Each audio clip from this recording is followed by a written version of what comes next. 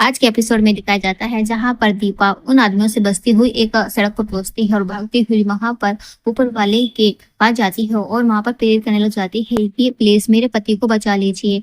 जैसे ही वो ऊपर वाले से प्रेयर कर ही रही होती है तभी उसकी नजर जैसे ही उन आदमियों पर जाती है, क्योंकि कुमार फिर से वापस आ चुके होते हैं। तभी कुमार कहते हैं कि सुनसान रास्ता है कि वो ज्यादा दूर नहीं गई होगी, वो यहीं कहीं पर होगी।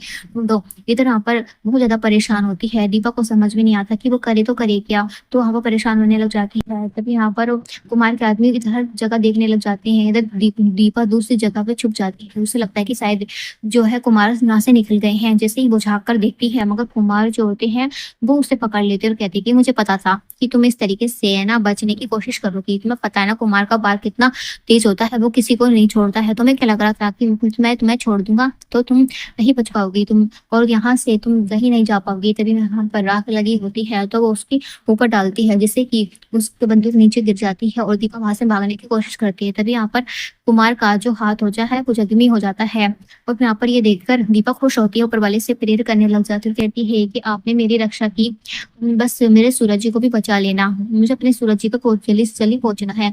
जब पुलिस वाले सूरज को लेकर आते हैं और कहते हैं कि यहाँ से भाग रहा था। तभी यहाँ पर सूरज कहता है कि मैं तो बस अपनी दीपा को ढूंढने के लिए जा रहा था। लावण्या कहती है कि अपने आप को कंट्रोल रखो और मुझे मजबूरन है ना तुम्हें ना सुलाना पड़ेगा, तुम इसलिए ना अपनी हद में रहो। सूरज जाओ अपने कमरे में जाओ, अब तुम बाहर नहीं आओगे। तभी सूरज सोफे पे लात मारता कहता है कि नहीं, मैं कहीं नहीं जाऊंगा। लावण्या कहती है कि प्लीज इधर। जिसकी प्रतीक की पत्नी कहती है कि दीदी ये सब क्या हो रहा है। तभी यहाँ पर लावण्या कहते हैं कि जो भी कुछ हो रहा है ना बस सूरज के कारण हो रहा है, जो भी कुछ है। तुम्हें क्या लग रहा है कि मुझे इतनी इसकी परेशानी नहीं है कि दीपा नहीं आई है, मगर मुझे ऊपर वाले पे विश्वास है कि वो जरूर आएगी। इधर यहाँ पर लावण्या का रो रो के बुरा हाल होता है। उसके पति उसे समझाते हैं। तभी यहाँ पर उर्मी कहती है कि पापा की तबीयत खराब हो गई है, नानी और मम्मा भी वहां पर गई हुई है, पता नहीं अब क्या हो सकता है, दीदी पता नहीं कहाँ होगी। इधर सूरज खड़े हुए होते हैं। इधर यहाँ पर अचानक से लावण्या के पति के पास पुलिस वाले का फोन आता है। उन्हें पता चलता है कि दीपा मिल चुकी है। जल्दी से सूरज को जैसे ही पहली बात पता चलती है वो भागता हुआ जाता है, मगर सभी सब लोग रोक लेते हैं और कहते हैं कि नहीं तुम नहीं जाओगे।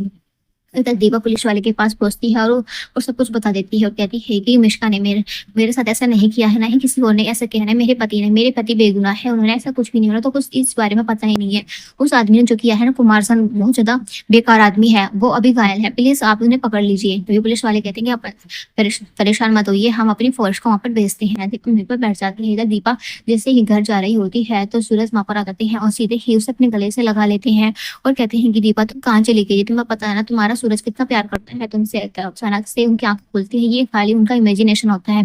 तभी सूरज और दीपा का आमना सामना होता है। दीपा अपना हाथ आगे करती है, सूरज उसका हाथ आगे पकड़ते हैं, जिससे कि दोनों की आंखें मिलती है, दोनों इमोशन होते हैं, आंखों में आंसू आ जाते हैं। तभी यहाँ पर कबीर सर आ जाते हैं। कबीर को देखकर बहुत ज्यादा ही गुस्से में फूट पड़ता है फिर से सूरज, और फिर उसे जैसे ही वो उसका प्यार होता है सब गायब हो जाता है, उसका गुस्सा आगे आ जाता है। तभी कबीर कहता है कि मैं तो डर ही गया था उस टाइम पे, जो सूरज जी इस तरीके से तुम्हारे साथ कर रहे थे ना, मैं तो समझ ही नहीं पा रहा था, कुछ भी हो सकता था। वो तो सही है तुम सूरज के सामने नहीं आई थी उस टाइम पे।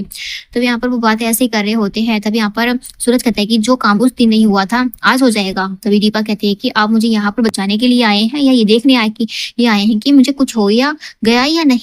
तभी सूरज कहता है कि हाँ तुम्हें तो कुछ फर्क पड़ता ही नहीं है, क्योंकि तुम जैसी औरत को मैं अपनी आंखों के सामने तक नहीं देखना चाहता हूँ, क्योंकि तुम जैसी है ना मुझे जो जिसने कैरेक्टर लेस लड़कियों को है ना अपनी जिंदगी में कभी नहीं देखना चाहता हूँ, इसलिए तब इस कबीर को तो छोड़ूंगा नहीं। कबीर बोलने लग जाते हैं। कभी यहाँ पर दीपा के रोकती हुई कहती है कि तुम पागल हो गए हो, तुम है ना कबीर सर की वैसी तबीयत खराब है। तभी सूरज को गुस्सा आता कहता है कि हाँ तुम्हें तो इसकी ही फिक्र है, क्योंकि यही सब कुछ तुम्हारे लिए है ना। तभी यहाँ पर कबीर जैसे बोलते हैं। तभी दीपा आगे आते हैं, कहती है बहुत हो गया, तुम पागल हो गए हो, इस तरीके से तो ऐसे कोई करते हैं क्या, क्या हो गया है तुम्हें, मुझे तो समझ में नहीं आता। जो इंसान ही इतना विश्वास था और जो मुझसे इतना प्यार करता था वो आज मेरे सामने इस तरीके से मुझे जुर्म जो है ठहरा रहा है, मैंने ऐसा कुछ भी नहीं किया है। मगर यहाँ पर सूरज कहता है कि हाँ तुम्हें इस आदमी की फिक्र है, तुम्हें इस आदमी के कारण तुम मुझ पर चला रही हो।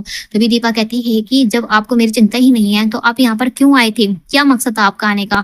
तभी सूरज कहता है कि मैं तुम जैसी लड़कियों को अपनी आंखों के सामने नहीं देखना चाहता हूँ, निकल जाओ यहाँ से, मुझे जिंदगी में नहीं चाहिए, इस आदमी के साथ निकल जाओ, क्योंकि सब कुछ तो मेरे आदमी है ना। तभी यहाँ पर कबीर कहते हैं कि तुम इस तरीके से दीपा से बात नहीं कर सकते हो। तभी यहाँ पर सूरज कहता है कि मेरी जो मर्जी, मैं जो बात करूँ, निकल जाओ यहाँ से मेरी जिंदगी से। यहाँ पर कबीर से दीपक कहते हैं कि प्लीज यहाँ से निकल जाओ। कबीर कहता है कि मैं तुम्हें भी यहाँ पे रहने नहीं दूंगा, क्योंकि सूरज वैसे भी गुस्से में है, वो कुछ भी कर सकता है, प्लीज दीपा मेरे साथ चलो। कबीर अपने साथ लेके चल जाता है। तभी सूरज सोचता है कि चली गई ना मुझे छोड़कर, मुझे पता था हमेशा के लिए तुम मुझे छोड़कर ज़रूर जाओगे इस कबीर के लिए।